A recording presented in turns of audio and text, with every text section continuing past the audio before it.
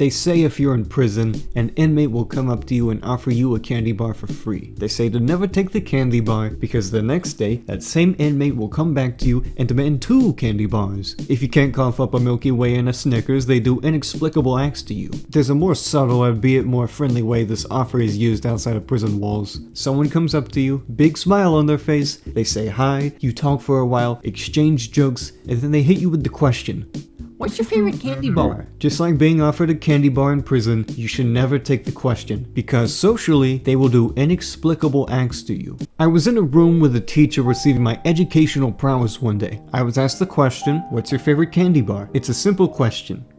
It's simple. I chose a candy, sweet tart rope. And I know, I was putting myself at a bit of a gambit here because I didn't choose a safer option, but I convinced myself the candy was bar-shaped enough. Then we had to announce our candy in front of the whole class. It was then I realized I made a horrible mistake. By the time I had to say the name of my candy, there were 2 problems. 1, my candy bar had no chocolate, and 2, this bitch could easily just mishear my candy for normalized sweet tarts. Regardless, I stated my favorite candy bar.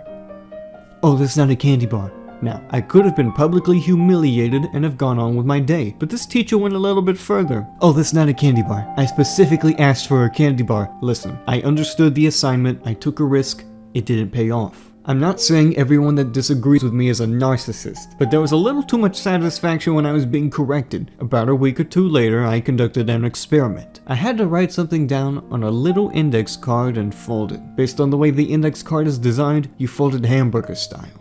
I folded mine hot dog. The card went up to the front of the room, she noticed the independently folded index card and held it up saying, "There's always one that has to be different." A couple people looked at me knowing I folded it differently, and I played dumb. I didn't know she was gonna say that. How was I supposed to know? But I learned that this teacher lives for these micro differences that have absolutely no effect on my grade. Because that's the type of person that will correct you on what your favorite candy bar is. You've probably been asked what your favorite candy bar was before, but 99% of the time, the person asking that question could not care less about your favorite candy bar.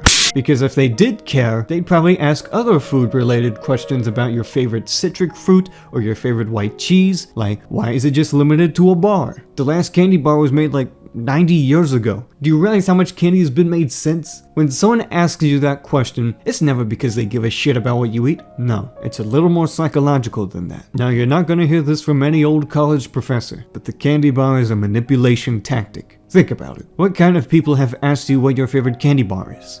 Bitter people with crooked noses, glass eye, wooden leg, very nasty kind of person. I actually did some research. I looked up manipulation tactics on Google and clicked on the first result. There are a total of 12 manipulation tactics in the world. And you know what? I bet all 12 of these tactics relate to the candy bar in one form or another. Let's look at manipulation tactic number 1. Using intense emotional connection to control another person's behavior. You're asking them their favorite candy bar. Sounds pretty intense to me. Number 2. Playing on a person's insecurities. What if someone says they don't eat candy bars? Well, they're just gonna respond, "Well, that's fine." But you know damn well it's not fine, because now they're not talking to you anymore. 3.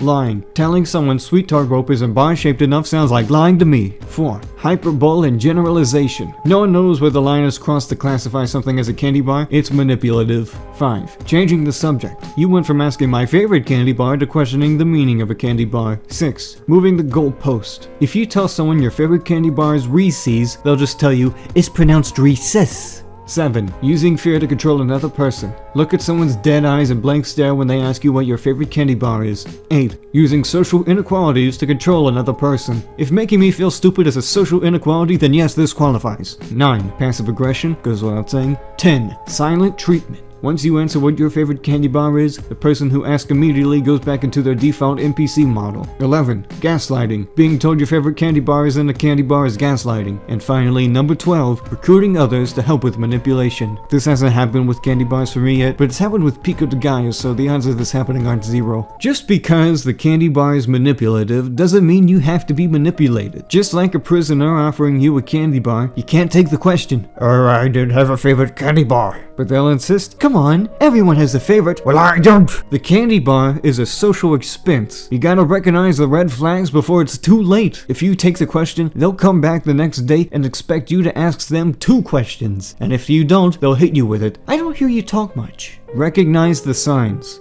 Read the signs. Walk away from the signs. Stay safe out there.